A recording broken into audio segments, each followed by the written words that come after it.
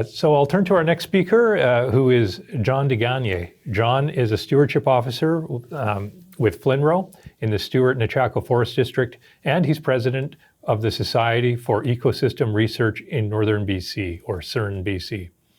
John has been a forester for 24 years in the central interior of BC. He started in restoration by continuing the prescribed fire work already being delivered. He responded to the outspoken need for more communication of goals, objectives, and more inclusive decision-making, which was leading to implementation of activities by creating formal government structures, i.e. SERNbc.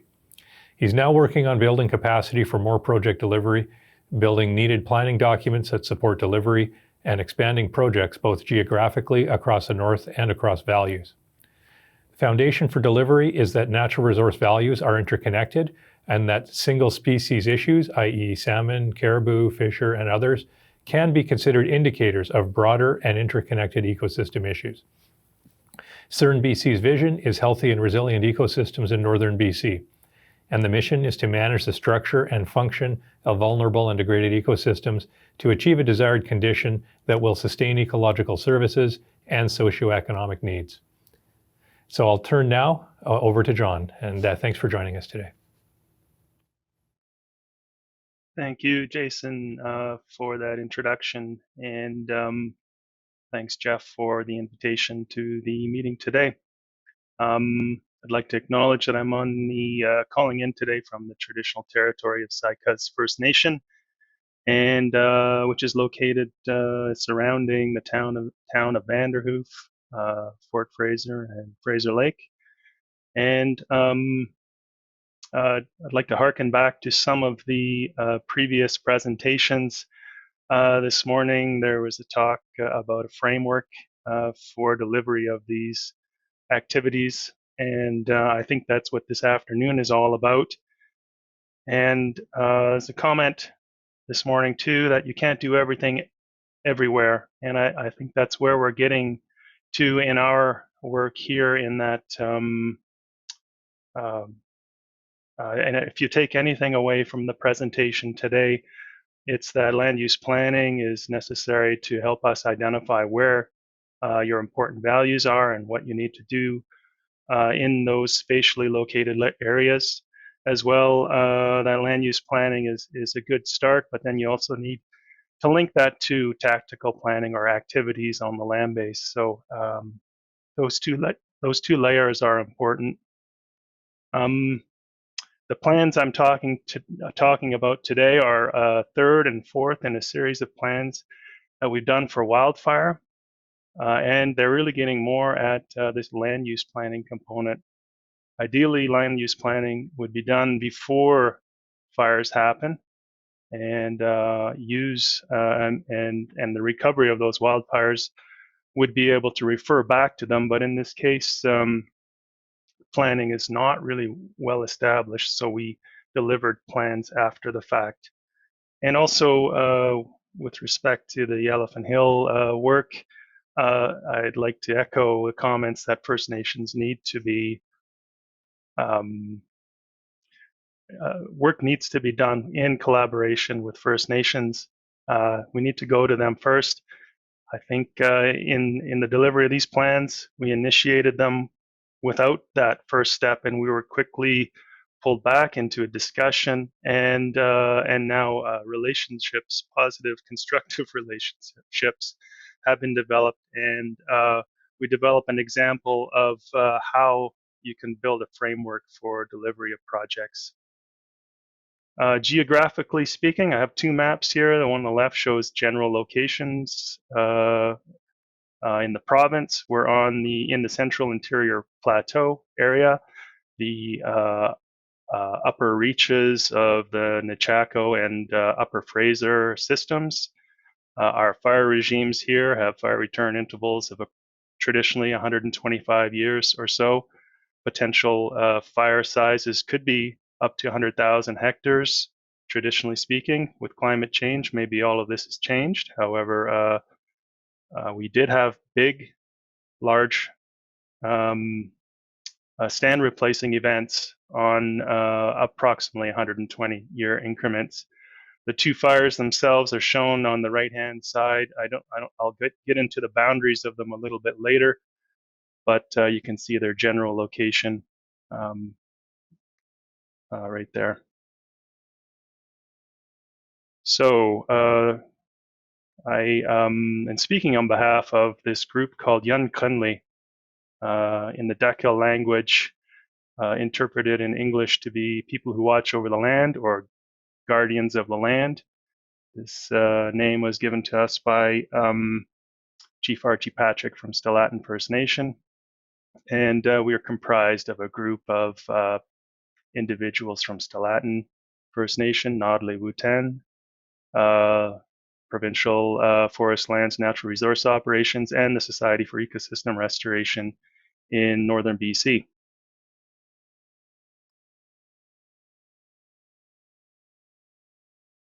Some of the principles that were developed in the plans were that we need to collaborate with First Nations communities impacted by the fires, promote ecological integrity and resilience, and coordinate with other programs. So although Yun Kunli is the steering group for implementation of the plan, we recognize that there are a lot of other entities working on the land base, and with the guidance from the plan, perhaps they're able to implement various aspects of the guidance. These plans are non-legal plans, and they really rely on communication with implementing and partnership organizations. So some of the values, we'll get into some of those details now. Timber range, the industrial values, majority of the area is in the working forest and or has livestock, cattle range over top of them. So those are recognized values in the plan. Other perhaps non-economic values, at least not directly industrial economics, forest biodiversity, landscape connectivity, watershed health, moose, fur bearers, grizzly bears, goshawks, cultural plants, medicinal plants, cultural areas, berries, and mushrooms. All a broad suite of objectives and values, potentially in conflict with each other in some cases, and on their own can become quite overwhelming to try to manage. So the intent of the plan is to consider all of the management of these various objectives, and come up with a holistic approach to management of all of these values at the same time. So how do you do that? Well, our approach was to build different zonations. We have restoration zones where the priorities for treatment are guided by the zoning that shows the potential of each area to support the value. The priority for treatment, I say, but it could be a recommendation not to treat as well. So those restoration zones include the wildland urban interface, fire guards that need to be treated post suppression and post wildfire activity, special restoration zone, which covers all the broad suite of non-industrial values, and the timber restoration zone. So this is the red outline on this map is the shovel fire. It's about 96,000 hectares in size. You might be able to make it out, but there's a little orangey yellow line around the outside. Those are, that orange line was drawn to include all of the watersheds that are connected, but perhaps outside of the shovel wildfire perimeter. The dotted portion on the bottom is the wildland urban interface zone. That's approximately a 2-kilometer buffer around where people and infrastructure exists. This is the special restoration zone area. The yellow areas are legally established areas through previously delivered planning activities, and include things like visual quality areas, old growth management areas, forest ecosystem networks, provincial parks, ungulate winter ranges, ecological reserves, and that sort of thing. All legally established. And then the green areas were areas identified also through previously established planning activities such as the Amanika Environmental Stewardship Initiative, ESI, that is a government to government with framework that established this zonation specifically to manage biodiversity, riparian areas, and moose. So all of those areas that were developed through the ESI are included on this map and form parts of our restoration zone. And then we also established working groups with the local First Nations whose traditional territories overlap the shovel fire, and started interconnecting a lot of the areas that needed to be connected that weren't already there. So that's the restoration zonation. And those are all the various values, most of which I've already previously mentioned, with the objectives for that restoration zone. Timber restoration zone, of course, then is the rest of the area. In this particular map, it's the dark green zonation, and the focus there is, I think I've got a slide here saying that, it's to maintain midterm timber supply, provide access to short-term timber supply for sawlog and or biomass, and increase the resilience within that zone so that we're not creating problems, either forest health or wildfire potential problems into the future. Although I say maintain midterm timber supply, I think our area here, we're at that midterm stage post mountain pine beetle impact. We're working on our midterm timber supply now. So although we would have preferred to defer the timber restoration zone for harvest, we're actually into the midterm probably right now. Okay, watershed values. This map on the left shows hazards associated with peak flow. Most of the wildfire area is in red, high or moderate to high. That has to do with, of course, the fire itself, as well as all the previous activities that occurred in that area, most of which include our harvesting and road building activities. The lower impacted areas are the areas, for the most part, they're outside of the wildfire boundary and haven't had a lot of harvesting impacts on them yet. We'll get into what we do in these areas in a little bit. The title of the presentation here was Shovel and Island Lake Ecosystem Restoration Plans. This is a map of the Island Lake wildfire area, as well as the surrounding and attached watersheds that fall outside of the wildfire area. The area here is about 22,000 hectares in size.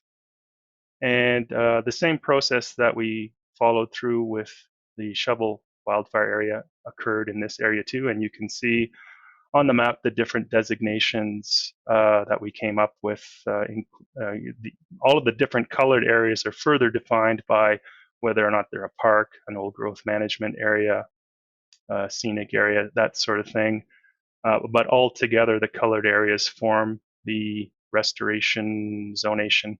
And then the gray is the timber zone. So what does this all mean on the ground? We really tried to provide a linkage between this planning to what it is that we do. How does this affect what it is that we do on the ground? So for salvage logging by the zones, I'm not going to read all of the details in this table here, but you can get the gist by the colors. The red is what we are asking as a no-go area for harvesting activities. Riparian areas, unburnt areas are make up the most of that portion of the landscape. The other orange and yellow colors are variations in what our expectations would be for harvesting in each of those different zones. So the yellow is, say, a lower level of conditions, say, in the timber restoration zone. There's no real intent to prevent or to stop or slow harvest, but there's some recommendations around minimizing soil disturbances, retaining all live trees in the moderate to severe categories of the burn, as to the extent possible. And then the other special restoration zones, they have other guidance objectives or guidance activities, I suppose. Again, retain all the live trees and shrubs in those specific zones, especially where we have a diversity of trees, especially the Douglas fir that we might have. Our area has a very low proportion of Douglas fir, so we'd like to leave as much of that on the landscape as possible. Even if it is dead, it provides a really great wildlife feature and contributes to biodiversity across the landscape. Partial salvage might be okay in the moose ungulate winter range to allow for movement within and amongst these areas that probably will have snags and blowdown. So some it might be appropriate in some of these moose areas to remove some of the trees to promote moose movement within and around that area. And of course, the WUI zone, the wildland-urban interface, the intent there is to manage for safety and ensure that fuel loads are removed or harvested or removed in some way or another. Silviculture is another aspect of implementation that's delivered by the zones. Again, another table. And again, different recommendations depending on what zone that you're in. The big part of this is a shift in stocking standards, perhaps to encourage non-coniferous or non-commercial species, whereas in our typical forest management activity where we're trying to promote commercial species, this plan is recommending a shift from that. So an allowance for aspen, cottonwood, willow, different species that wouldn't necessarily always be tolerated in a commercial setting. And that's to promote biodiversity and other habitat values. Also, we're promoting a concept we're calling it cluster or gap planting, where our partners and other organizations that are delivering silvicultural activities on the ground could distribute their planting in such a way as to promote berry habitat or berry growth, shrub and understory plant regeneration, because within a few years within a typical plantation, all of those species are generally shaded out, and we're trying to encourage a slight shift away from that to allow those understory species to proliferate for a longer period of time. Cost, stocking standards, and implications for timber supply. These were all sort of unknowns when we did the plan, and this is a placeholder to talk about it. But in large case, the plans promote natural regeneration and leaving these impacted ecosystems from the wildfire, if that's possible to do. So the cost could potentially be relatively minor. In the case where we're going in and salvaging and promoting tree planting activities, there are costs associated with that, of course, but those costs are there.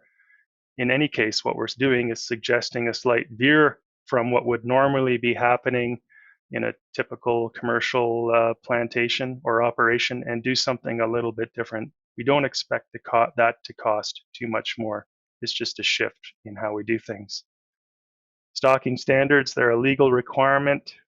They need to be looked at, and that will take time. In the meantime, we're hoping that we can adjust practices and still meet stocking standards. Implications for timber supply, really, this is a rebalancing of the economic and industrial activities that happen over these pieces of land.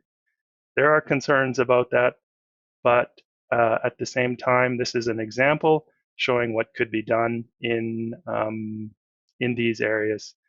If that rebalancing is not seen to be acceptable by some, then maybe we need to have further discussions. But I think for the most part, considering the effort and the collaborative nature of these plans, we should be able to move forward on these sorts of things. Next steps, almost at my last slide here. Build relationships with districts and licensees in order to implement these guidance pieces. Seek cooperation and collaboration, assess costs, assess funding, monitor, research, learn, and adapt. We're working with the University of Northern British Columbia. And I forgot to mention, we also have a fairly significant permanent sample plot program set up to monitor vegetation recovery throughout different ecosystems within the fire. So all of these things are happening and hopefully will help us understand what we do in the future. And the sunset indicates that that's my last slide and that you need a sunset for your last slide. Thanks.